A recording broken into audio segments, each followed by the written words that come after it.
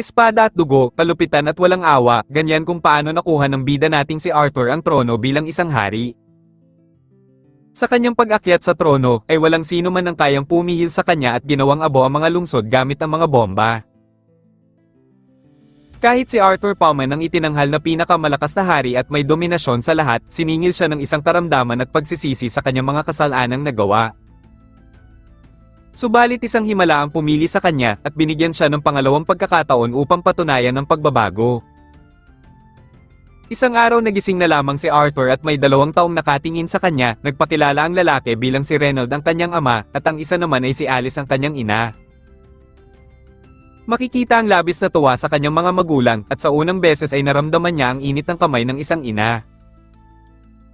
Sa kanyang pagsilang muli ay nahihirapang tanggapin ni Arthur ang katotohanang siya ay munting sanggol pa lamang. Inaasam niya na isa lamang itong panaginip pero kahit anong gawin niya ay nakakulong pa din siya sa katawan ng isang sanggol, ang tanging kakaiba lamang sa kanya ay naalala pa din niya ang mga dating memorya at kamalayan. Lumipas pa ang mga araw nakita niya ang kanyang ama na winasak ang malaking bato gamit lamang ang sarili nitong kamao, namangha siya na ang mahika sa mundong ito ay umiiral. Ginagamit ng mga tao dito ang mahika upang gamitin bilang sandata, minsan umuuwi si Reynold na galing sa pakikipaglaban, alam din ni Arthur na balang araw ay kailangan din niyang matutong gumamit ng mahika para siya ay makapamuhay dito ng matiwasay. Subalit ang tangi niyang nagustuhan sa mundong ito ay ang mapayapang pagmamahal sa kanya ng kanyang mga magulang, ngunit sa nakaraan niyang buhay ay palaging may nakaabang na panganib, kaya naman ang mahimbing na tulog ay di man lang niya maramdaman. Makalipas pa ang ilang buwan, nagawa na din ni Arthur na makagapang at doon niya nakita ng unang beses sa salamin ang kanyang itsura. Kinalaunan nang siya ay pinatulog na ng kanyang ina, sinubukan niyang tumakas upang magawa ang kanyang plano, habang abala si Alice ay sinamantala niyang makarating sa kabilang silid, at kumuha ng libro upang matuto kung ano ang meron ang mundong ito. Nalaman niya na pinanganak siya sa bansang Decadent at ito ay nahahati sa 3 kaharian, ang Kingdom of Borven at ang Kingdom of Eleanor, at ang huli ay ang Sapin kung saan siya nakatira na kaharian ng mga tao. Bagamat sa pananggalingan niyang mundo ay mabilis na umusbong ang teknolohiya, dito naman ay mas nakafocus ang mga tao sa pagpapalago ng mana o mahika. Natuklasan ni Arthur na ang paggamit ng mana ay may 2 uri, ang augmenters ay ginagamit sa buong katawan upang bumilis at lumakas, habang ang conjurer naman ay kayang manipulahin ang mga nasa paligid nito gamit ang mana. Upang mamanipula ang mana sa katawan ng isang tao ay tinatawag na mana core, kahalintulad ito ng isang ki energy na natutunan niya dati, kagaya ng sistema ng ki inipon niya ang mana sa gitna at nagsimula itong mabuo bilang mana core. Subalit naudlot ito nang matagpuan na siya ni Alice, gayunpaman napansin ni Alice na may kakaiba kay Arthur, napagtanto niya na napadumi na pala ito nang hindi nito namamalayan.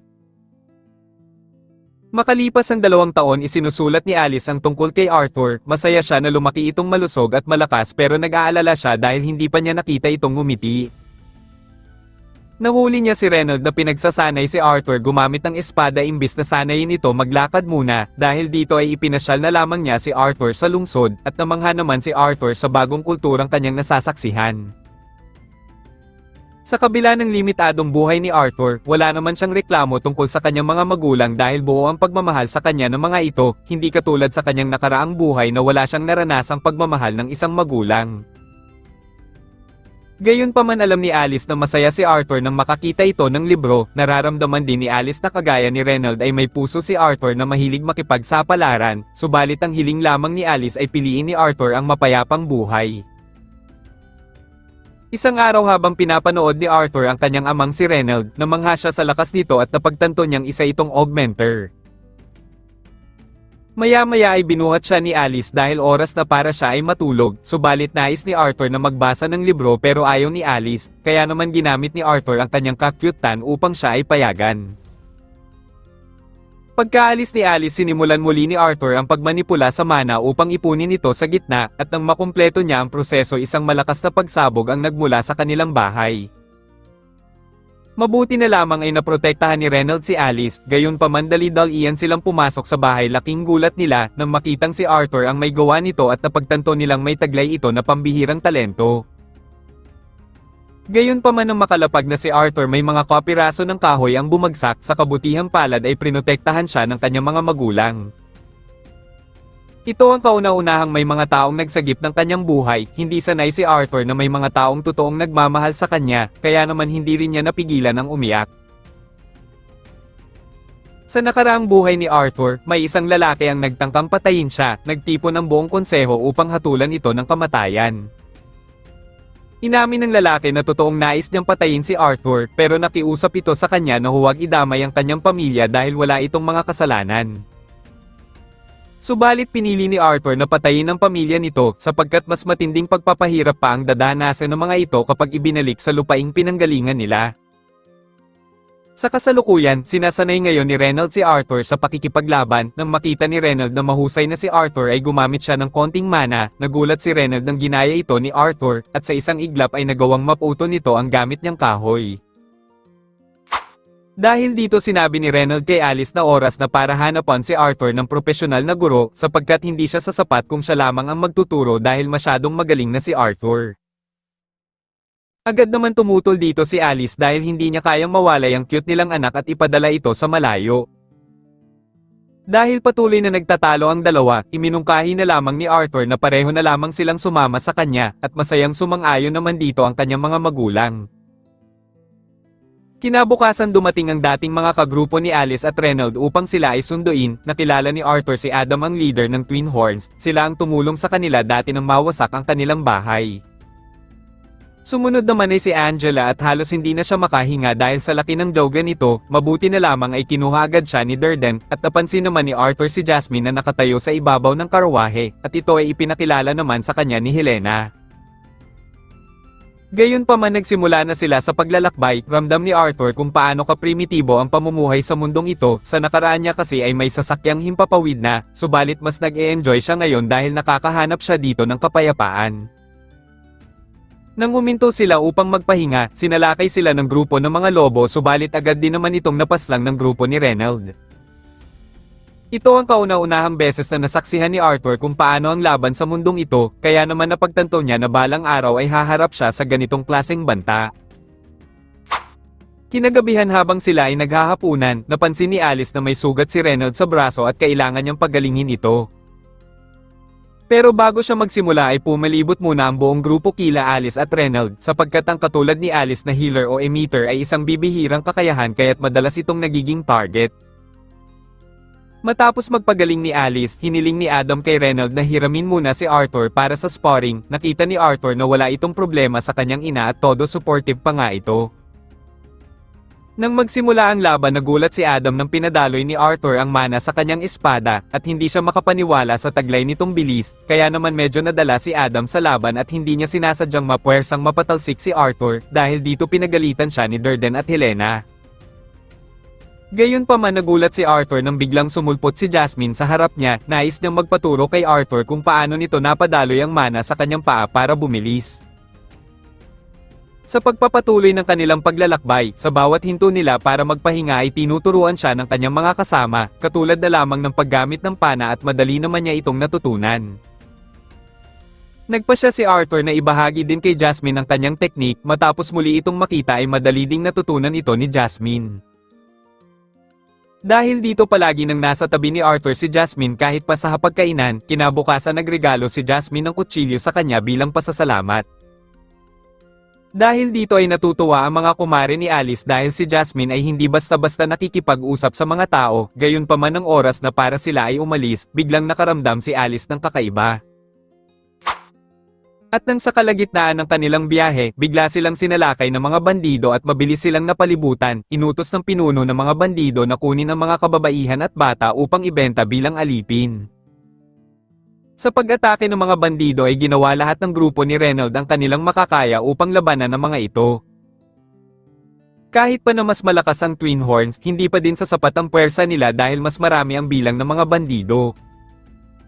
Nang kalabanin ni Reynolds ang pinuno ay naging malubha ang kanyang sugat, gayunpaman sinabihan niya sila Alice at Arthur na tumakas na, bagamat tumutol si Arthur, ibinunyag ni Reynolds na buntis si Alice kaya hiniling niya kay Arthur na protektahan ang ina nito.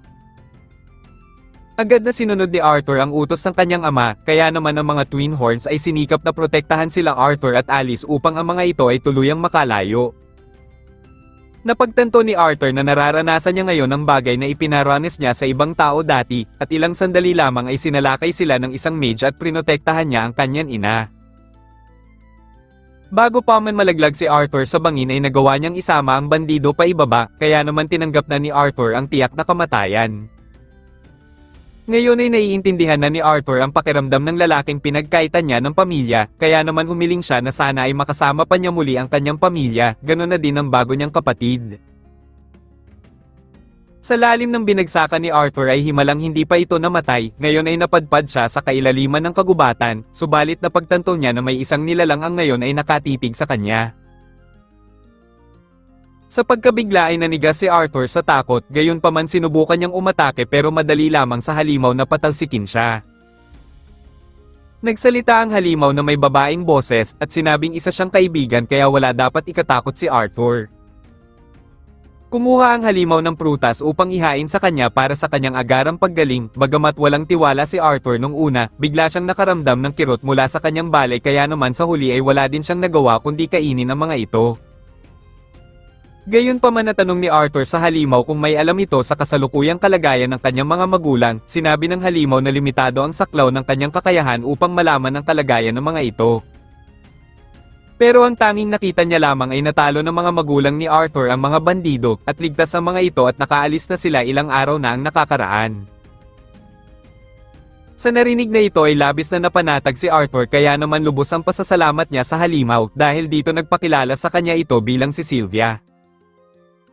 Sa kabila ng nakakatakot na itsura ni Sylvia ay isa pala itong mabuting nilalang, at ilang mga araw pa ang lumipas ay inalagaan siya ni Sylvia na parang isang tunay na anak upang agad nang gumaling siya at makauwi. Pero ang kagubatan sa labas nila ay puno ng mga mababangis na hayop at mga bandido, kaya kailangan ni Arthur na maging handa upang tagumpay siyang makauwi.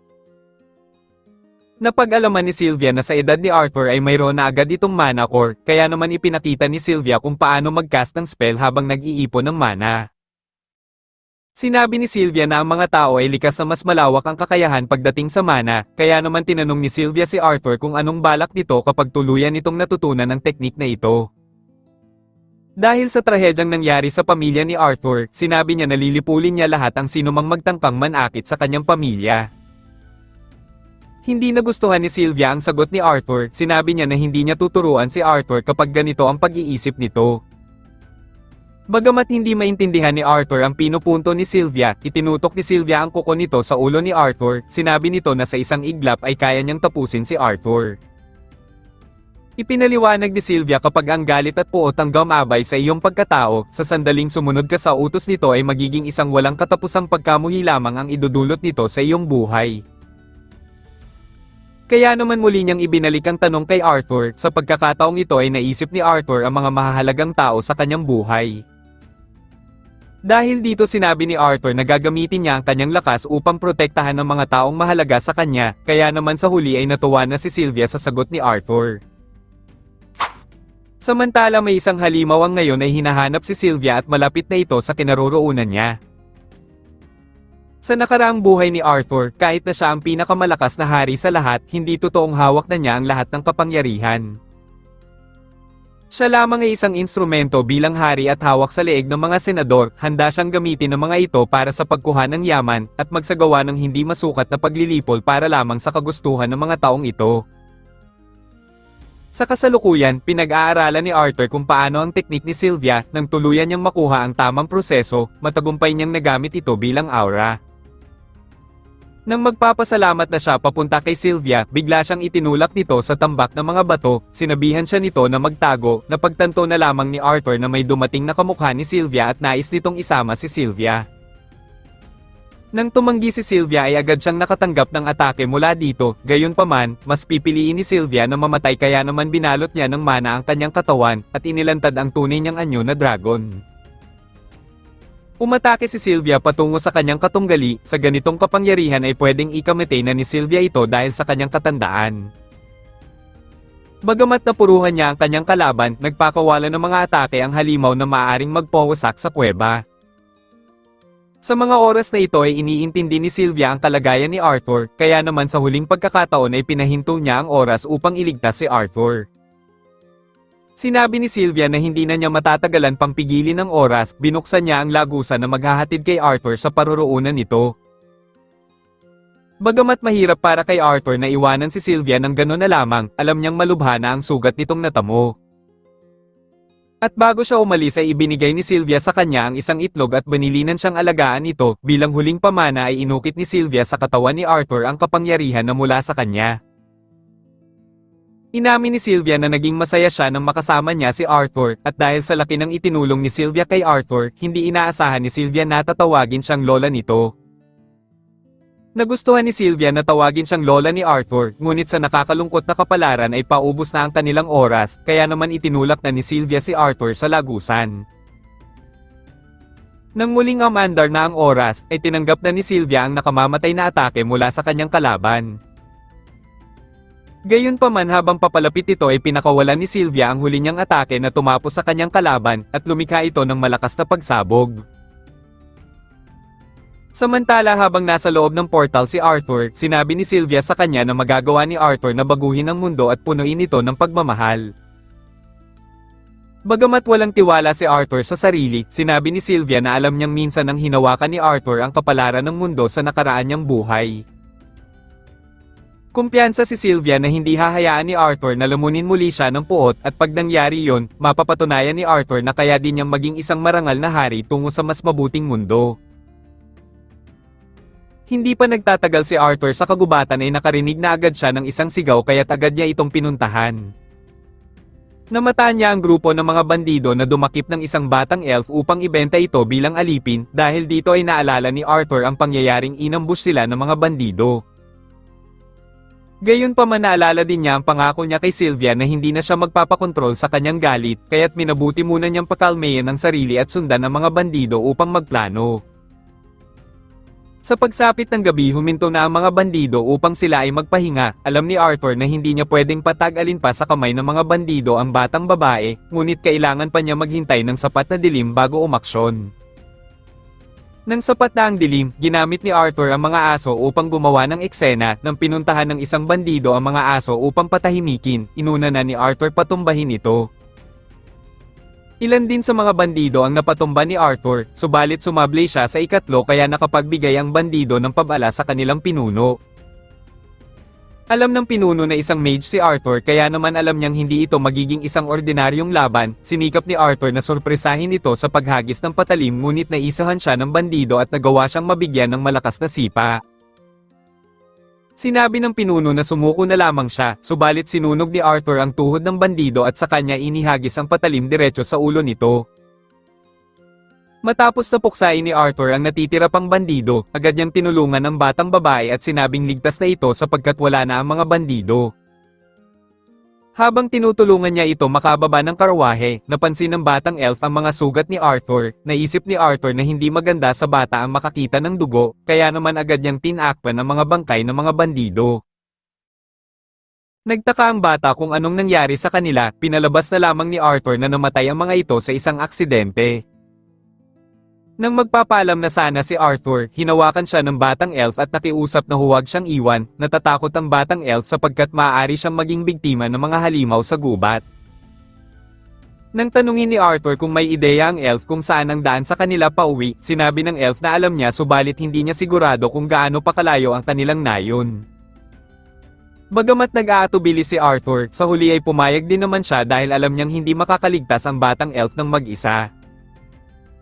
Gayunpaman pinakawalan ng batang elf ang mga wolf forest sapagkat bilang isang residente ng kagubatan responsibilidad niyang alagaan ang mga hayop dito.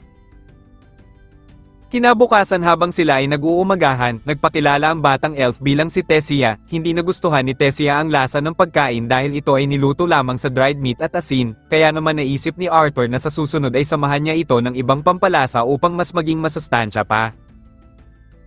Tinanong ni Tessia kung ano ang ginagawa ni Arthur sa kagubatan ng Eleanor. Ipinaliwanag ni Arthur na nahiwalay siya sa kanyang magulang at wala siyang ideya kung paano siya napadpad dito. Ibinida naman ni Tessia na gusto niya ang pamumuhay nila sa Eleanor. Ikinwento niya na abala lagi sa trabaho ang kanyang mga magulang kaya ang lolo niya ang palagi niyang kasama. At sa kanilang pagpapatuloy, napansin ni Arthur na patuloy silang sinusundan ng mga lobo na pinakawalan ni Tessia kahapon. Kaya naman pagsapit ng gabi ay iminungkahi ni Arthur na matulog na lamang si Tessia sa tent habang siya ay magbabantay sa labas dahil baka sila ay salakayin ng mga lobo. Makalipas lamang ang ilang minuto, iminungkahi ni Tessia kay Arthur na pumasok na lamang sa tent sapagkat hindi din siya makatulog dahil natatakot siya mag-isa. Ayaw sana ni Arthur na pumasok subalit ipinilit ni Tessia na samahan siya. Bago matulog ay tinanong ni Tessia kay Arthur na totoo bang ang mga tao ay bastos. Inamin ni Arthur na ilan sa mga tao ay ganon ang ugali ngunit karamihan sa mga tao ay matitino, at habang siya ang nagpapaliwanag ay napansin niyang nakatulog na agad si Tessia. Kinabukasan ay ipinagpatuloy muli nila ang kanilang paglalakbay, at habang tumatagal ay mas nakikilala niya si Tessia kaya naman mas nagiging madali kay Arthur na pakibagayan si Tessia. Sa hindi inaasahang pangyayari biglang nakaramdam si Arthur ng sakit sa dibdib dahil dito nagmadaling kumuha si Tessia ng halamang gamot sa gubat. Subalit may sumulpot na isang lobo at agad na binalaan ni Arthur si Tessia nang makabalik ito, pero nagulat si Arthur nang nagbigay ang lobo ng isang baboy ramo upang pasasalamat sa kanila. Dahil dito ay kumain sila ng inihaw na baboy sa kanilang hapunan, at nang bago matulog ay kasalukuyan pang nagkukwento si Tessia ng tungkol sa iba't ibang kultura ng lahi pero napansin niyang nakatulog na pala si Arthur. Kinabukasan habang sila ay naglalakad nararamdaman ni Arthur na sumasakit na naman ang kanyang dibdib. Gayunpaman iminungkahi ni Tessia kay Arthur na tawagin niya itong Art sapagkat itinuturing na niya itong kaibigan at naging malapit na din sila sa isa't isa. Kahit na inaasar ni Arthur si Tessia, napagtanto niya na si Tessia palang pala ang naging pinakauna niyang kaibigan. Sa wakas ay narating na nila ang lagusan papasok sa nayo ni Tessia, inanyayahan ni Tessia na tumuloy si Arthur kasama siya. Sa kanilang pagpasok ay mukhang sibilisado at maayos ang nayo ni Tessia, ngunit agad na dinakip si Arthur ng mga gwardya sibil at nagulat siya sa ipinakitang tingin ni Tessia sa kanya. Inaasahan na ni Arthur na malalim na talaga ang galit ng mga elf sa tao, umaasa pa naman siya na magiging tunay na kaibigan niya talaga si Tessia kaya dito na siya nagduda na baka ginamit lang siya nito. Sa sandaling papatayin na si Arthur ng mga gwardya, biglang natauhan si Tessia at sinabing hindi masamang tao si Arthur at sa katunayan ay iniligtas pa nga siya nito. Ngunit hindi ito sapat para maniwala ang gwardya, at bago pa matuloy, may dumating na matanda at inutos nito na agad palayain si Arthur. Nagpakilala naman ang matanda bilang dating hari na si Virion, nagpasalamat ito kay Arthur na iniligtas nito ang apo niyang prinsesa. Sa narinig ni Arthur ay labis ang pagkagulat niya dahil hindi niya inaasahang isa palang prinsesa ang kanyang kaibigan. Sa mga sandaling ito ay hindi talaga makapaniwala si Arthur, gayunpaman dumating na ang mga magulang ni Tessia at agad na yamakap ito sa kanyang ina dahil sa mahabang panahong pangungulila. Inutos ng hari na patayin si Arthur pero agad na tumutol si Virion at sinabing si Arthur mismo ang dahilan kung bakit nakauwi ang kanilang anak. Mariing sinabi ni Tessia sa kanyang ama na si Arthur ang nagligtas sa kanya, kaya dapat nila itong patuluyin sa kanilang kastilyo. Sa huli ay pumayag din ang hari, pero bago sila umalis ay iminungkahi ni Virion kay Arthur na kailangan nilang mag-usap ng personal. Ito ang unang beses na nakakita si Arthur ng bahay ng mga elf, labis siyang namamangha dahil kakaiba ang istruktura ng kanilang pamamahay kumpara sa mga tao. Gayunpaman ang tingin sa kanya ng mga taga dito ay hindi maganda, marahil dahil na din ito sa naganap na karaang digmaan ng mga elf at tao, at habang siya ay naglalakad ay nakaramdam ulit siya ng pagkirot sa kanyang dibdib. Nang makarating sila sa palasyo, mainit na sinalubong si Tessia ng kanyang mga tagapaglingkod, ipinakilala ni Tessia si Arthur bilang kanyang kaibigan. Gayunpaman humarap muna si Arthur sa mga magulang ni Tessia upang personal na isalaysay kung paano niya nakilala ang kanilang anak. Nang may hain na ang pagkain, nagpakilala si Alduin bilang kasalukuyang hari ngayon ng Elanwar at ang kanyang asawa naman ay si Mariel, kaya naman magalang na nagpakilala din si Arthur. Ipinabatid ni Arthur na isang karangalan ngayon ang makaharap ang hari at reyna ng mga elves. Sa narinig ay bumilib si Alduin dahil hindi niya akalaing edukado ang isang mahirap lamang na kagaya ni Arthur. Ikinwento ni Arthur ang lahat kung paano siya nahiwalay sa kanyang pamilya nang dahil sa pag-atake ng mga bandido, at kung paano niya nakilala si Tessia nang iligtas niya din ito sa mga tulisan. Nagalit si Alduin nang malaman na binalak ibenta si Tessia bilang alipin, gayunpaman tinanong ni Virion kung paano iniligtas ni Arthur si Tessia.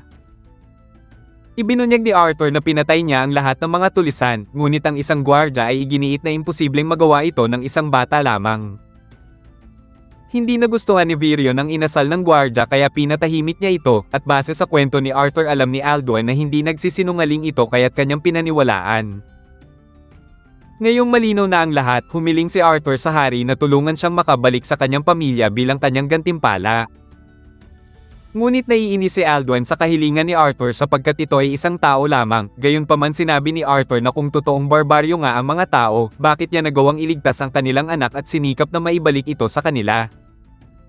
At dahil galit na si Tessia sa huli ay pumayag na din si Alduin sa kahilingan nito, ngunit nilinaw niya na ang portal na patungo sa kaharian ng sapin ay kasalukuyang nakasil at 5 taon pa ang hihintayin bago muli itong magamit. At dahil ayaw din ni Alduin na manatili si Arthur sa Elanwart, handa siyang magpadala ng mga sundalo upang samahan si Arthur pabalik ng sapin. Kinagabihan habang naliligo si Arthur, muli siyang nakaramdam ng sakit sa kanyang dibdib kaya naman minabuti niyang magpahangin muna upang makabawas ng sakit. Batid ni Arthur na kailangan niyang malaman kung ano ang dahilan nito, gayunpaman nakita niya si Tessia na kasama ang kanyang mga magulang, dahil dito ay naalala din niya ang kanyang pamilya. Umaasa si Arthur na ligtas sila Reynold at Alice, lubos siyang nangungulila sa mga oras na ito kaya't nais na niyang makita sila. Maya-maya ay pinuntahan siya ni Alice at humingi ito ng pasensya sa pagtrato sa kanya ng mga magulang nito, gayunpaman naiintindihan ni Arthur kung bakit gano'n na lamang ang asal ng ama nito sa kanya, marahil dahil na din sa naganap na digmaan dati. At sa mga oras na ito ramdam ni Tessia na namimiss ni Arthur ang mga magulang nito, kaya naman sinabi niya kay Arthur na huwag nitong sisihin ang sarili sa pagkahiwalay niya sa kanyang pamilya. Gayunpaman na puno ng alitaptap ang paligid at nagsimulang maisip ni Arthur ang kanyang mga magulang, napagtanto niya na ang trauma sa nakaraan niyang buhay ay nagdudulot sa kanya ng pagdududa. Kaya naman sa loob-loob ni Arthur ay humingi siya ng kapatawaran kay Tessia dahil alam niyang isang mabuting elf ang kanyang kaibigan. Subalit biglang may bagay na lumilipad ang nasangga niya patungo kay Tessia at agad niyang inatake ang nambato nito, lumalabas na si Virion pala ito at base sa nakita nitong galawan ni Arthur ay naniniwala na siya na si Arthur talaga ang pumatay sa mga tulisan. Kaya naman muling hinamon ni Virion si Arthur ng isang sparring, subalit napakabilis ni Virion at nababasa nito ang kanyang galaw, kaya't nang mabasag na ang kanyang espada ay umatake siya gamit lamang ang purong mana. Bagamat napatalsik siya ni Virion ay nagawa niyang matamaan ang noo ni Virion, humanga ito kay Arthur na basagin ang kanyang depensa. Dahil dito ay inalok ni Virion si Arthur na kanyang maging disipulo, nagdalawang isip si Arthur sa mga oras na ito sapagkat nais muna niyang makausap ang kanyang pamilya. Ibinunyag ni Virion na may alam siyang paraan para makausap ni Arthur ang kanyang magulang sa malayo, subalit bago pa man makasagot si Arthur ay biglang sumakit na naman ang kanyang dibdib. Sa mga sumunod na pangyayari ay sinubukan ni Arthur na magpahinga, pero ang bangungot sa kanyang panaginip ay senyales ng kanyang nalalapit na kamatayan at alam ito ni Virion. Unti-unti siyang kinukuha na ng demonyo, subalit nakakarinig siya ng isang tinig na tumatawag sa kanya. Sa paggising ni Arthur ay nakita niya si Tessia at kanina pa pala siya ginigising nito. Hinimok ni Tessia si Arthur na magmadali dahil hinihintay na siya ng kanyang lolo, at tinanong kung mananatili siya sa lupain ng mga elf upang magsanay sa gabay ng kanyang lolo, ngunit sinabi ni Arthur na nakadepende ang kanyang desisyon sa kung tutulungan siya ni Virion na makausap ang kanyang pamilya. Samantala nakikiusap si Alduin kay Virion na huwag pahintulutan si Arthur na manatili, subalit sinabi ni Virion na buo na ang kanyang desisyon at tutulungan niya ang bata. Nang makaalis ang karwahe, tinawag ni Arthur si Virion na lolo at nagustuhan naman agad ito ng matanda. Sinabi ni Arthur na mas makakatulong ito upang mas makilala nila ang isa't isa. Sa haba ng biyahe ay nakatulog na si Tessia, ipinahayag ni Virion ang pasasalamat niya kay Arthur, sapagkat natutuwa siya nang makitang masaya si Tessia kapag kasama niya si Arthur. Dahil si Tessia lamang ang tagapagmana ng trono ay iniiwasan siya ng ibang bata, kaya naman ganito na lang ang pasasalamat niya kay Arthur, dahil sa mga sinabi ni Virion ay nararamdaman ni Arthur na mapagkakatiwalaan niya ito. Nang makarating sila sa destinasyon, ipinakilala ni Virion ang kaibigan niyang si Rinya, isang salamangkero na may pambihirang kakayahan, kaya naman alam niyang matutulungan nito si Arthur. Nang pinatuloy sila ni Rina, napansin ni Arthur na wala namang espesyal sa bahay nito, kaya naman tinanong ni Arthur kung paano siya matutulungan nitong makipag-ugnayan sa kanyang pamilya. Ibinunyag ni Rina na isa siyang diviner at nararamdaman niyang espesyal na bata si Arthur at nakikita niya ang nakaraan at hinaharap nito. Inilapit ni Rina ang balde na may tubig at iminungkahi niya kay Arthur na ilarawan sa isipan nito ang itsura ng kanyang mga magulang at pagigihan upang makakuha ng magandang resulta. Sa paglalarawan ni Arthur kila Alice at Reynold, ipinapakita na sila ngayon ay kasalukuyang naghahapunan, naghanda si Alice ng stew sapagkat ngayon ang kaarawan ni Arthur dahil dito nagsimula silang malungkot. Nung araw ng insidente ang dalawa ay halos gumuho ang kanilang mundo sa pagkawala ni Arthur, sobrang hirap kila Alice at Reynold dahil posibleng namatay si Arthur matapos ang pagkahulog sa bangin. Gayunpaman hindi pa din inaalis nila Reynold at Alice na baka ay buhay pa din si Arthur, sa ngayon ay lumipat sila sa lungsod subalit patuloy pa din silang binabagabag ng pangungulila. Hindi maiwasang sisihin ni Reynold ang sarili sa nangyari, gayunpaman nagsimula silang makarinig ng boses ni Arthur at sinabing nasa mabuti siyang kalagayan. Ipinahayag ni Arthur na nagkaroon siya ng sakit at mananatili muna siya sa lupain ng Eleanor upang magpagaling, ngunit ipinangako rin niya na siya ay babalik at pinaalalahanan ang kanyang mga magulang na huwag sisihin ang sarili sa nangyari. Mabigat man ang pangungulila, subalit buo na ang desisyon ni Arthur at humiling kay Virion na maging disipulo nito. Pagbalik sa palasyo, pilit na kinukumbinsi ni Tessia si Alduin na payagan na manatili si Arthur sa kaharian, dagdag pa ni Virion na siya ang bahala sa pananagutan kay Arthur, kaya naman inutusan niya si Alduin na i-anunsyo ito sa buong publiko. Maya-maya ay humingi si Alduin ng tawad kay Arthur sa naging asal niya dito, gayunpaman opisyal niyang pinahintulutan si Arthur na manatili dito sa Eleanor. Bilang ama at ina ni Tessia, responsibilidad nilang suklian ng utang ng loob ang kabutihang ginawa ni Arthur, at kinilala na ito bilang bahagi ng kanilang pamilya. Kaya naman inilibot na ni Tessia si Arthur dito sa kaharian ng Eleanor, muling namangha si Arthur sapagkat kakaiba talaga ang kultura ng mga elf. Ngunit isang bata ang bumangga kay Arthur at ininsulto siya nito, sinabi nito na bagamat gusto siya ng kanilang dating haring si Virion, pero hindi pa din nila tanggap ang isang katulad nitong tao. Gayunpaman pinili ni Arthur na sakyan ang trip ng batang ito, nagpakilala ang bata bilang si Feyreath at sinabihan si Tessia na dapat siya ang kasama nito at hindi dapat ang isang hamak na tao. Nagkunwari si Arthur na bigkasan ng mali ang pangalan nito at naging nakakatawang pagkinggan, na insulto si Feyreath kaya naman agad na humingi ng tawad si Arthur. Ngunit napagtanto ni Feyreath na sinadyang insultuhan siya ni Arthur kaya naman hinamon niya ito ng duelo, agad na nagpabala si Tessia sa kanya pero ayaw makinig ni Feyreath at desididong haminin si Arthur. Maya-maya ay naging opisyal ang duelo sa pamamagitan ni Tessia, at sa paghudyat niya ng simula, agad na sumugod si Feyreath subalit isang suntok lamang siya ni Arthur at bumulagta na lamang siya na walang malay. Matapos nito hindi na nag-aksaya si Tessia ng oras at ipinagpatuloy na niyang ilibat si Arthur sa plaza ng buong araw. Maya-maya ay nagpahinga sila sa balkonahe, naalala ni Arthur ang usapan nila ni Virion, alam niyang magiging mahirap pa sa kanyang inaasahan ang pagsasanay, subalit buo ang loob niya na panindigan ang kanyang desisyon. Gayunpaman masaya si Arthur at positibo sa haharapin nito, sapagkat ito lamang ang paraan upang mas maging malakas siya, hindi naman nagpauli si Tessia at ipinangakong magsusumikap din siyang magsanay upang hindi mapag-iwanan. Makalipas ang ilang taon, makikitang sila Tessia at Arthur ay tumungtong na sa pagkadalaga at binata, ginising ni Tessia si Arthur sapagkat oras na para sila ay magsanay. Sa loob ng ilang taon lalong naging malapit sila Arthur at Tessia sa isa't isa, at kasabay nito ay sumailalim ang dalawa sa pagsasanay ni Virion. Sinimulan na ni Virion turuan ang dalawa tungkol sa mahika, na binubuo ng 4 na elemento, ipinaliwanag niyang ang hangin at tubig ay kontrolado ng mga elf, ang apoy at lupa naman ay sa mga dwarf, habang kayang kontrolin ng tao ang lahat ng 4 na elemento.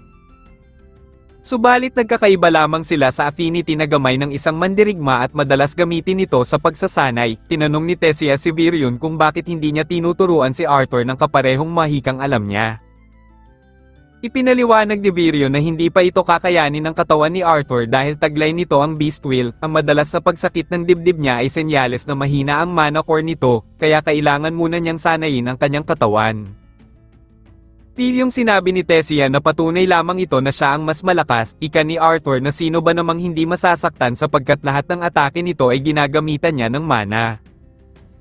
Gayunpaman sinabi ni Virio na oras na para gisingin ang Beastwell ni Arthur dahil puspusan naman ang pagsasanay nito. Inaasahan ni Virio na magiging isang beast tamer si Arthur, subalit sa pagdampi ng kamay niya, isang bugso ng enerhiya ang nagmula kay Arthur, hindi makapaniwala si Virion habang si Arthur naman ay tuluyan na nawala ng malay. Kinahapunan na ng magising si Arthur, tinanong ni Virion kung saan nakuha ni Arthur ang Beast Will, ibinunyag ni Arthur na galing ito sa isang dragon. Nagulat si Virion sa kanyang nalaman at binalaan si Arthur na huwag itong ipaalam kanino man upang maiwasan ang hindi pagkakaunawaan. Gayunpaman ipinaalam niyang makakauwi na din si Arthur pagkalipas ng 2 buwan dahil napagkasundoan ng 2 hari na buksan na ang portal patungong Zyrus City para sa kalakal ng Elf at Human Kingdom. Medyo nalungkot si Arthur sa balita, subalit sinabi ni Virion na pag-iigihan niya ang pagtuturo, habang si Tessia naman ay nalaman na din ang balita. Kinagabihan, napansin ni Arthur ang itlog na pinagkatiwala sa kanya ni Sylvia ay nagsisimula ng mapisa, ang takot niya ay napalitan ng saya nang lumabas dito ang isang munting dragon. Nang damputin ito ni Arthur ay bigla siyang kinagat nito at nag-iwan ng isang kakaibang marka sa kanyang braso, dahil sa markang ito nagsimulang marinig ni Arthur ang boses ng dragon sa kanyang isipan. Ang crest o marka ay lumikha ng ugnayan kay Arthur at sa dragon, kaya naman nagpas siya si Arthur na pangalanan itong Sylvie kagaya ng sa ina nito. Kinabukasan nagulat at natuwa si Tessia nang makita niya ang cute na si Sylvie, pilit niyang kinukuha ang loob ni Sylvie pero kay Arthur lang nito gustong sumama. Laking gulat din ni Virio nang makita si Sylvie, iminungkahi niya na tawagin na lamang nilang isang rare beast si Sylvie upang itago ang totoong lahi nito. Sa palagay ni Virion na napisa si Sylvie dahil sa paggising nila ng Beastwell ni Arthur kahapon, gayunpaman iminungkahi ni Virion na sanayin na din nila ang Beast Core at ang Mana Core ni Arthur. Nagpas siya si Virion na gumamit ng totoong kapangyarihan niya upang maging epektibo ang pagsasanay, at hindi maramdaman ni Arthur ang mga galaw ni Virion sa sobrang bilis nito. Sinabi ni Virion na ang anyo niyang ito ay galing sa isang beast will na tinawag niyang shadow partner, halos hindi ito maramdaman dahil kaya nitong burahin ang tunog na nagmumula sa hangin. At lumipas pa ang araw ay naging matindi ang pagsasanay ni Arthur, at unti-unti na din ang nawawala ang pagsakit ng kanyang dibdib pagkatapos sinulit niya ang mga natitira niyang araw kasama si Tessia. Sa pagdiriwang muli ng piyesta ay muli niyang nakasalubong si Faerith, ubod pa din ito ng yabang katulad dati, kaya naman maya-maya ay ipinakitang nakabulagta na si Faerith dahil natalo na naman ito sa kanilang duelo. Gayunpaman pinili ng dalawa na makipagbati na sa isa't isa, at dahil nalalapit na ang gaganaping cultural exchange, tinanong nila kung sasali din si Tessia sa nasabing kaganapan. Subalit hindi sinasadyang asarin ni Faerith si Tessia, kaya naman isang malakas na suntok ang natanggap niya mula rito.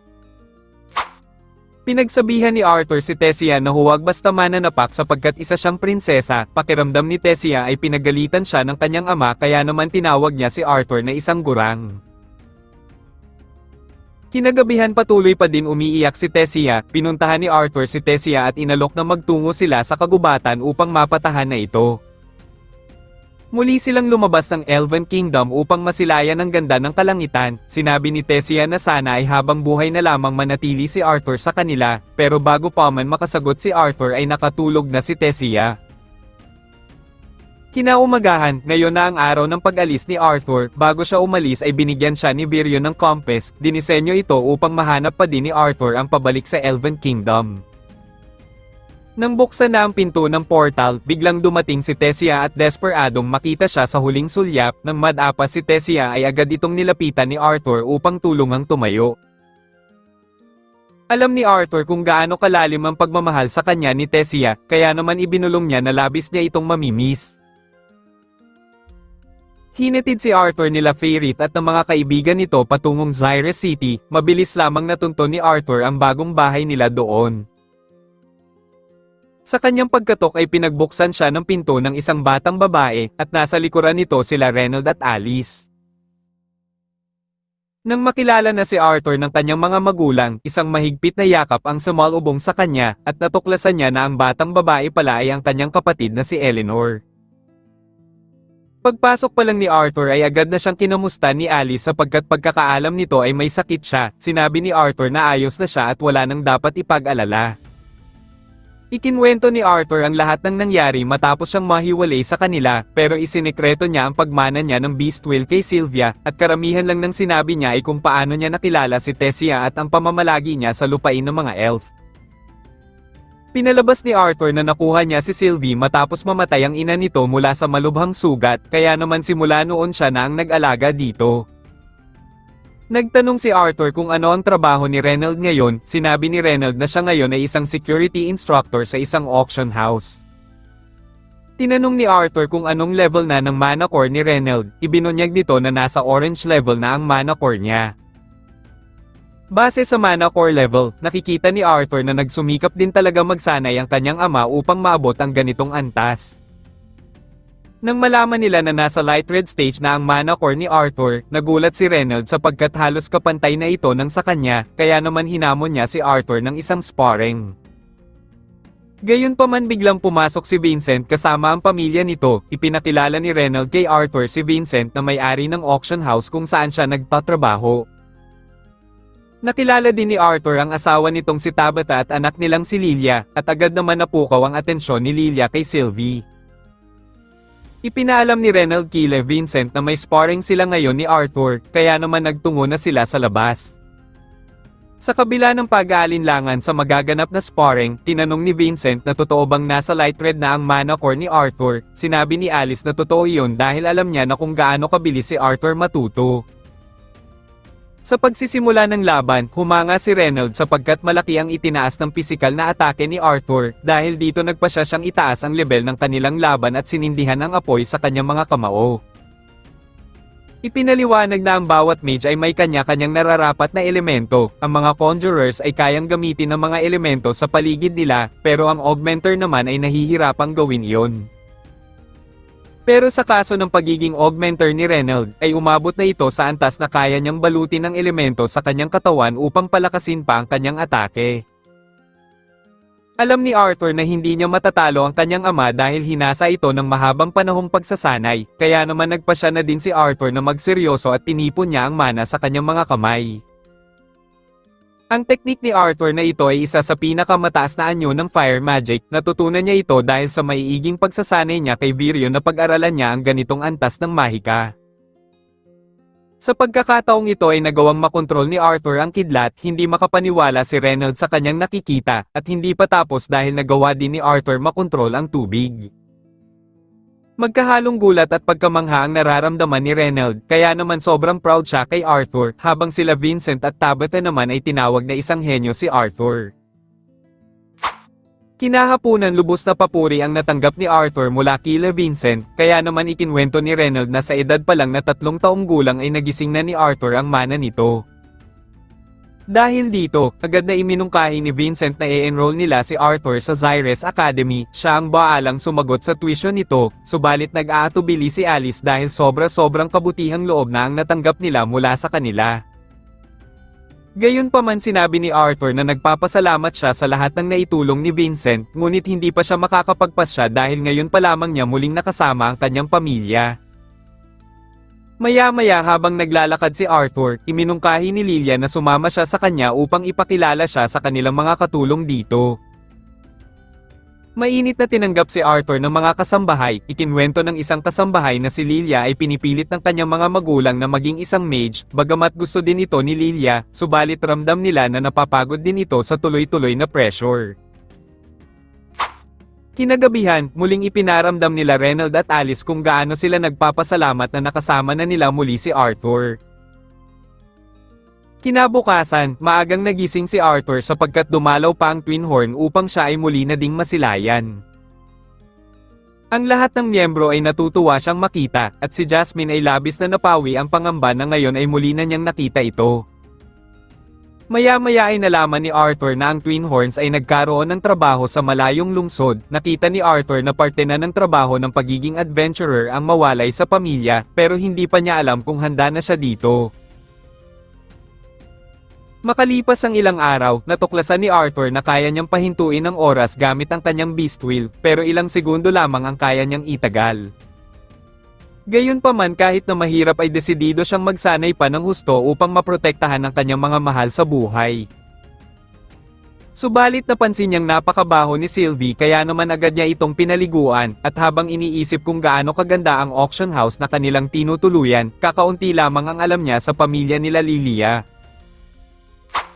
Matapos niyang paliguan si Sylvie, dumating sila Alice kasama sila Lilia at Tabitha at sinabing oras naman para si Arthur ang ayusan.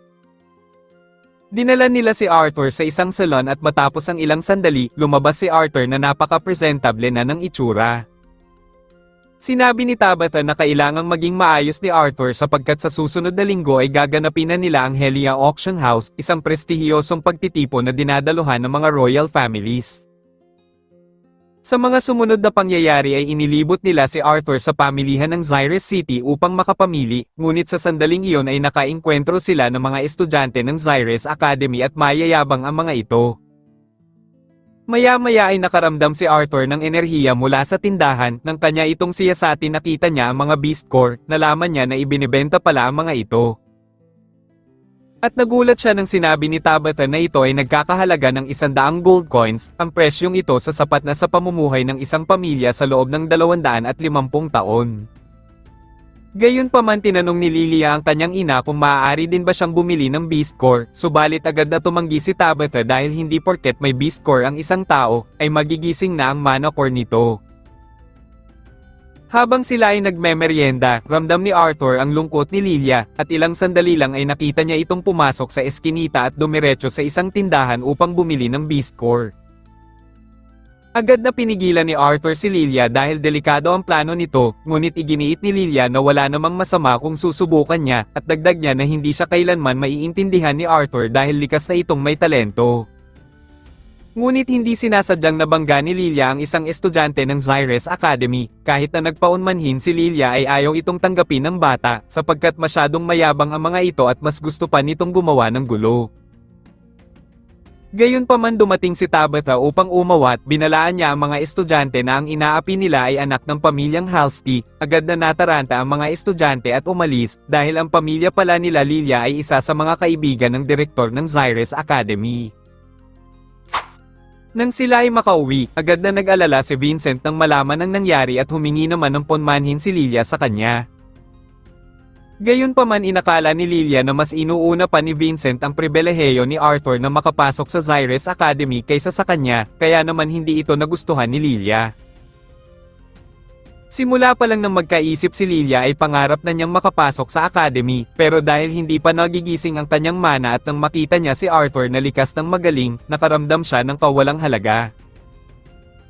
Gayunpaman nang dumating si Arthur upang damayan siya, humingi siya ng ponmanhin kay Arthur dahil nagselos siya dito. Napagtanto niyang kasalanan niya ang lahat dahil sa pagiging inutil niya, iniisip niyang nabigo niya ang kanyang mga magulang. Subalit sinabi ni Arthur sa kanya na hindi siya isang kabiguan sapagkat nakikita niya kung gaano kalaki ang pagsisikap ni Lilia.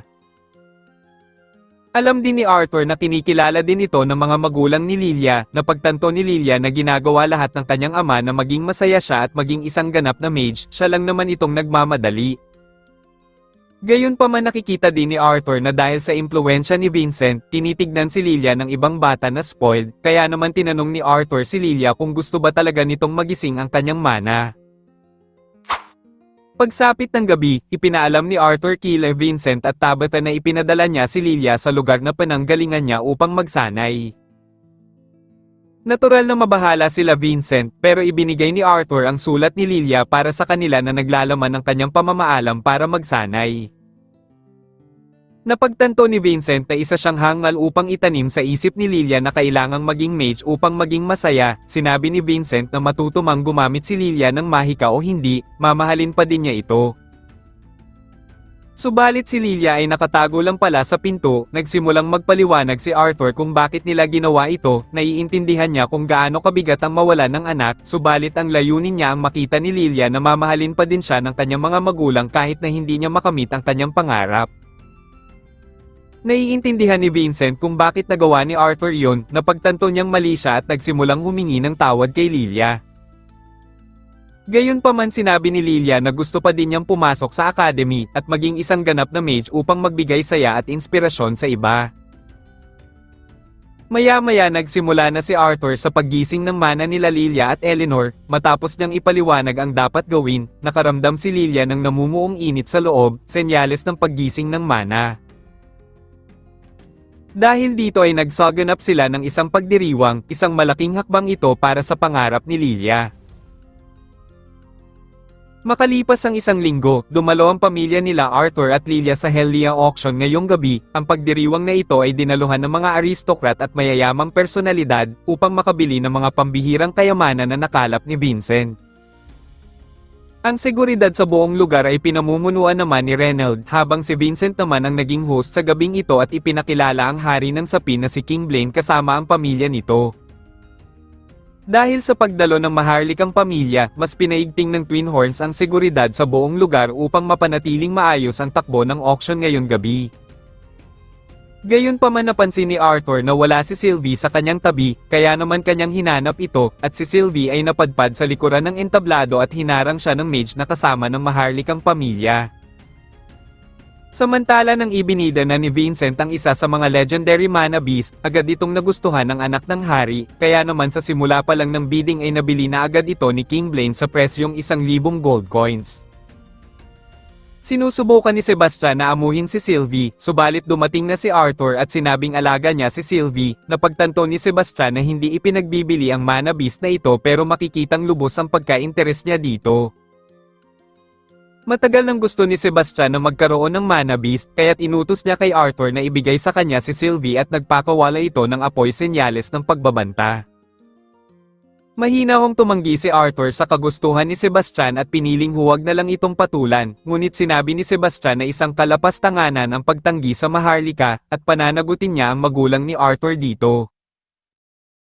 Nagdilim ang paningin ni Arthur at nagsimulang balutin ng nakakamatay na aura ang buong lugar at nagdulot ito ng pagpapanik, habang si Sebastian ay nasindak sa takot kay Arthur.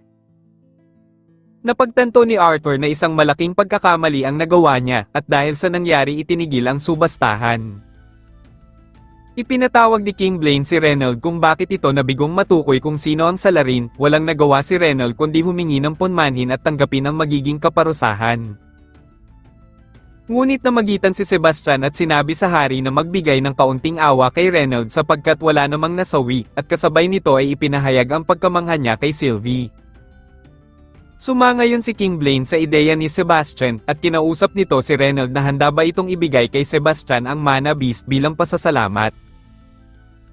Subalit sinabi ni Reynold na wala siyang karapatang magdesisyon sa bagay na ito, sapagkat hindi siya nangialam sa kanyang anak para makuha ang mana beast na ito.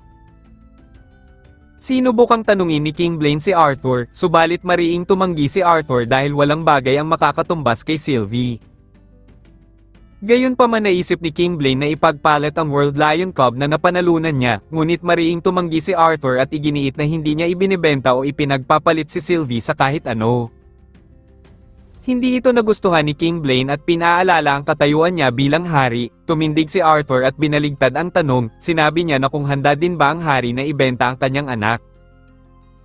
Hindi nakaimik si King Blaine nang marinig ito, kaya naman ipinag-utos ni Sebastian na atakihin si Arthur, subalit walang kahirap-hirap na pinatumba ni Arthur ang mga gwardya. Gayunpaman umatake na si Sebastian upang patayin si Arthur, pero biglang tumigil ang oras sa buong silid at tanging si Sebastian at Arthur lamang ang hindi. Ipinaalam ni Arthur kay Sebastian na walang sino man ang makakarinig sa kanila dito ngayon, at saka binali ni Arthur ang binti nito sa pamamagitan ng isip lamang. Binalaan ni Arthur si Sebastian na alamin ang lugar nito, at pagkatapos ay bumalik na ang daloy ng oras sa dati at nawalan na ng malay si Arthur. Umaga na nang magising si Arthur, napagtanto niya na ang paggamit sa kapangyarihan niya ng ganon kahabang oras ay nangangailangan ng sapat na lakas. Nang dumating si Alice, ikinwento sa kanya na nahimatay siya matapos ang pangyayari, ganon pa man wala namang dapat ikabahala nang suriin siya ng doktor. Maya-maya narinig ni Arthur na may kausap si Reynold, ayaw tanggapin ni Reynold ang salapi para lamang manahimik siya sapagkat muntikan nang mamatay si Arthur kahapon. Inabot ng abogado ng hari ang salapi, ayon dito ito ay simpleng paghingi ng hari ng ponmanhin para sa naganap na insidente kagabi. Dagdag pa ng abogado na sinibak na sa trabaho ang dalawang gwardya na umatake kay Arthur, at nagpakita din ang hari ng awa kay Reynold matapos nitong mabigo sa trabaho. Ayaw pa sanang pumayag ni Reynold, subalit si Arthur na ang nagpaubaya sapagkat wala naman daw malubhang nasaktan. Gayunpaman sinabi ng abogado na si Sebastian ay kasalukuyang nagpapagaling, at sinibak na din ito sa posisyon dahil sa pananakit kay Arthur. Sa huli tinanggap ni Arthur ang salapi, ang nangyaring insidente ay nagpapaalala sa kanya na hindi siya hari sa mundong ito, at kung nais niyang magkaroon ng impluwensya sa politika ay kailangan muna niyang makamit ang kanyang mga layunin. Hindi nagtagal ay nakapasok na din si Arthur sa Zaires Academy, napansin niya ang isang kwago at tila hinihimok siyang sundan ito, at nang kanya itong sundan sinalubong siya ng isang matandang babae. Ang Zaires Academy ay kilala hindi lamang sa pagiging prestihiyoso nito, kilala din ito sa paghubog ng iba't ibang mahuhusay na scholar sa anumang larangang mahika.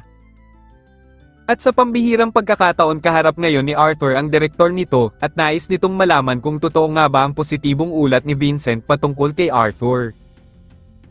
Nararamdaman ni Arthur na tunay na nakakatakot ang lakas ng direktor, pero ayaw niyang biguin si Vincent at handa siyang ipakita ang kanyang tunay na potensyal. Iba't ibang kombinasyon ng atake ang ginawa ni Arthur pero madali lamang itong nasalag ng direktor, sinubukan niyang sumugod pero sinalubong siya ng malakas na bugso ng hangin. Kahit na hindi makapalag si Arthur humanga sa kanya ang direktor, at para sa pinakahuling pagsubok gumamit ito ng sound magic at sa kabutihang palad ay nanatiling gising si Arthur. Dahil pasado si Arthur, nais ng direktor na gawing siyang estudyante nito, subalit bago pumayag si Arthur ay sinabi niya ang kanyang kondisyon. Hiniling ni Arthur sa direktor ang kaligtasan ng kanyang pamilya gamit ang impluwensya nito, at bilang kapalit ay sasailalim siya sa paggabay nito. Ipagpapatuloy lamang ni Arthur ang pagpasok sa akademya kapag nasa tamang edad na siya, sapagkat nais muna niyang mabuhay bilang isang adventurer.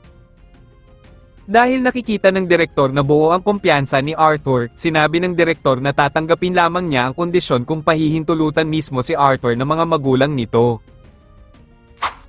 Subalit pag-uwi ni Arthur sa kanila, sinabi niya ang plano niyang maging adventurer, agad itong tinutulan ni Alice, gayunpaman iminungkahi ni Reynold na kukuha na lamang siya ng magiging kasama ni Arthur sa paglalakbay. Upang mapapayag si Alice, ipinangako naman ni Arthur na uuwi naman siya kada lilipas ang ilang buwan, balak niyang bisitahin ang lungsod ng Diketen at maranasan ang buhay ng adventurer kagaya na lamang ng naranasan nila Reynold at Alice noon. Dahil sa narinig ay bahagyang lumuwag ang loob ni Alice, gayunpaman ipinangako niya kay Arthur na huwag na magtatago pa ng sikreto sa kanya. At dahil mapanganib ang mag-isa bilang adventurer, iminungkahi ni Reynold na maganda pa din kung kukuha siya ng veteranong magiging kasama ni Arthur.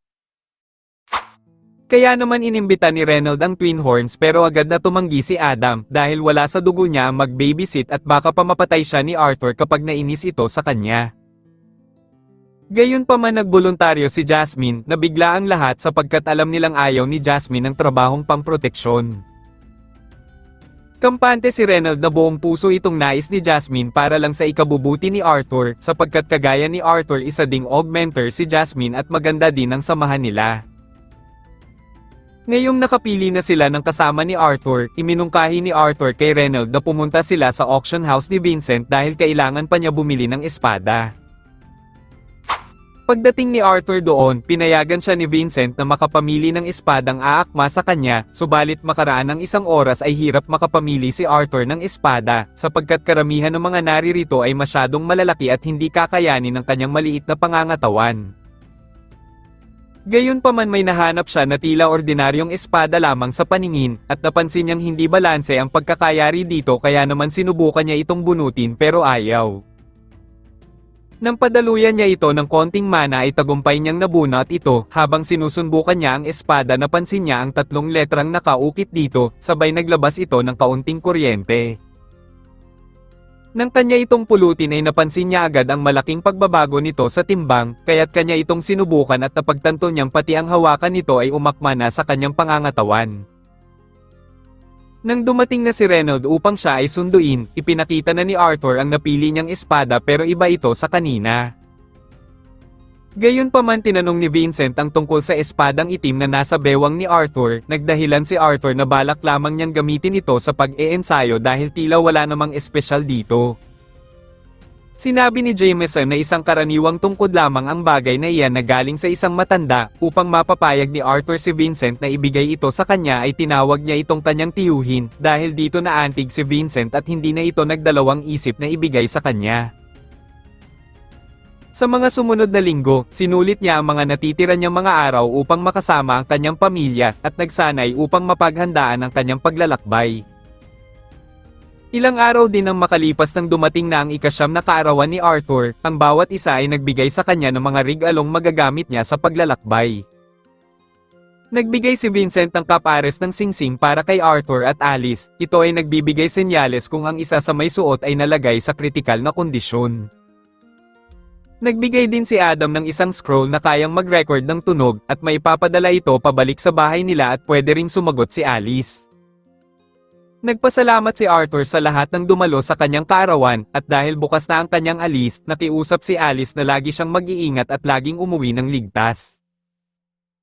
Kinabukasan ngayon na ang araw ng pag-alis ni Arthur, sa huling sandali ay nagpaalam na siya sa kanyang pamilya at paglabas niya ng bahay ay naghihintay na si Jasmine at handa na sa kanilang pag-alis.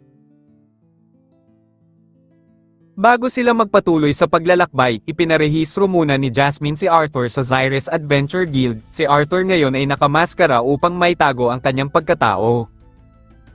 Dahil sa impluwensya ni Jasmine, direktang ipinakilala si Arthur sa leader ng guild na si Caspian, at sinabi nito na hindi nadadaan si Arthur sa written exam, sapagkat alam ni Caspian na naparito si Jasmine dahil alam niyang espesyal na mage ang ipapakilala nito. Nagpakilala si Arthur sa alias na Note at naramdaman niya agad na malakas si Caspian. Habang sila ay naglalakad ay inamin ni Jasmine na ang ama niya at si Caspian ay may malalim na ugnayan sa guild. Hindi nagtagal ay dinala na sila Arthur sa assessment arena, naabutan niya ang isang babaeng mage na kasalukuyang nasa pagsusulit, pero dahil sa kakulangan nito ng depensa ay itinalaga ito ng instructor sa rank C. Ang sumunod na aplikante ay si Elijah, subalit bago pa man ito magsimula, ay itinalaga na agad ito ng mga instructor sa rank B. Para sa pangatlong examinee, ay isang mayabang na batang elf na kinilalang si Lucas, gayunpaman ay makikita na ang potensyal nito, sapagkat sa edad ni Lucas ay nasa orange stage na ang mana core nito. Subalit masyadong mainit si Lucas at walang ingat sa pagsalakay, gumawa ito ng bolang apoy pero dahil sa kayabangan nito, hindi na kontrol ni Lucas ang kanyang atake at humantong sa kapalpakan. Sa tindi ng pagkadismaya ni Lucas, ay sorpresang umatake ito sa instructor pero mabilis itong nasangga ni Arthur, dahil sa ipinakita ni Lucas na kawalan ng disiplina ay ibinaba ito ng instructor sa D-rank. Sa wakas ay si Arthur na ang susunod sa pagsusulit, sa pagsulong niya sa arena ay ramdam na agad ang nakakakilabot na aura niya. Subalit bago magsimula ang laban, pumasok si Caspian at nais niya mismong siya ang susubok sa kakayahan ni Arthur. Hindi inaasahan ni Arthur na makakalaban niya ang pinakamalakas sa guild sa pagkakataong ito. Matapos ang laban ay opisyal nang nairehistro si Arthur bilang rank B, dahil dito hindi maiwasan ng dalawang instructor na magtaka kung bakit napakaraming batang mage ang naging rank B ngayong taon. Ipinaliwanag ni Caspian na dahil ito sa pagkakaroon ng cultural exchange, marami sa iba't ibang lahi ay nabigyan ng pagkakataon na maging adventurer sa sapin kabilang na si Lucas. Tungkol naman kay Elijah, ipinaliwanag ni Caspian na ang batang ito ay pinalaki sa kaharian ng mga dwarf at ito ay ipinadala upang maging kinatawan, kaya walang magagawa si Caspian kundi ipasa ito pa B-rank nang wala man lang pagsusulit. Gayunpaman palaisipan pa rin sa mga instructor kung bakit si Caspian ang humarap kay Arthur. Iginiit ni Caspian na wala siyang alam tungkol kay Arthur, ngunit hinala niyang nagmula ito sa isa sa pinakamalalakas na fire clan sa kaharian ng sapin. Hindi din mawala sa isip niya na si Arthur ay kasing husay ng isang maestro kung gumamit ng espada, kaya naman nararamdaman niya na balang araw ay walang makakapigil sa lakas nito. Samantala habang palabas ng guild sina Jasmine at Arthur, nakasalubong nila si Elijah at binalaan siya nito na mag-ingat dahil mapanganib ang pakikialam sa laban ng iba. Gayunpaman sumabat si Lucas sa kanilang usapan, binara ni Arthur si Lucas sa naging asal nito kaya naman nagsimula itong gumawa ng gulo, pero dahil takaw atensyon sila, walang nagawa si Lucas kundi umalis na lamang. Maya-maya ay nagpatuloy na ulit sila Arthur at Jasmine tumungo sa kanilang susunod na destinasyon, gayunpaman naisip ni Arthur na may pag-asa sana siyang manalo kanina kay Caspian, subalit dahil sa taktika nito, napagtanto niya na masyado siyang nagpabaya kanina. Subalit ilang dagandong ang nagmumula sa kagubatan, at lumabas dito ang isang malakas na halimaw at nakapatay na agad ito ng isang adventurer. Napukaw nila ang atensyon ng halimaw at mabilis din silang sinalakay nito, sinabihan ni Jasmine si Arthur na tumakas na at siya ang haharap dito. Umatake si Jasmine ng ilang ulit, ngunit bigla siyang nawala ng balanse, mabuti na lamang ay nasagip siya ni Arthur bago pa siya madali ng halimaw. Sinubukan muling kunin ni Jasmine ang atensyon ng halimaw, sa mga oras na ito pinaalalahanan si Arthur ng dati niyang instinct na huwag magpadalos-dalos. Nang ganap ng umatake ang halimaw, dito na isinagawa ni Arthur ang kanyang atake at tagumpay niyang napuksa ang halimaw. Matapos ang naging insidente, ikinwento ni Jasmine na ninais niyang maging adventurer upang makatakas mula sa kanyang pamilya. Ang pamilya niya ay kilala sa pagkakaroon ng makapangyarihang mga fire mage, subalit nang matuklasan na wind ang kanyang elemento, itinakwil siya ng kanyang pamilya. Natutuwa si Jasmine kung gaano nag-aalala si Arthur sa kanyang damdamin, pero kahit na iniwan siya ng kanyang pamilya, nakilala naman niya ang Twin Horns at itinuring siya ng mga ito na isang tunay na pamilya. Maya-maya napapaisip si Arthur kung kaya ba talaga niyang magbago, pero dahil sa mga taong minahal niya sa mundong ito, magsusumikap siyang muling mabuhay bilang isang mabuting tao. Sa kabilang dako, madalas palang sinusubaybayan ni Tessia si Arthur, pero nagseselos ito sapagkat nakikita niya na kung sino-sino ang mga nakakasama ni Arthur na mga babae. Gayunpaman dumating si Virion, at iminungkahi nito na panahon na upang matutong gumamit na si Tessia ng mas mataas na mga mahika. Makalipas ang 2 taon, naging kilala si Arthur sa iba't ibang lugar dahil sa husay at lakas nito sa pakikipaglaban, binansagan siya ng mga tao bilang The Masked Swordsman. At dito muna nagtatapos ang ating recap, like and share naman dyan, maraming salamat sa palaging panonood.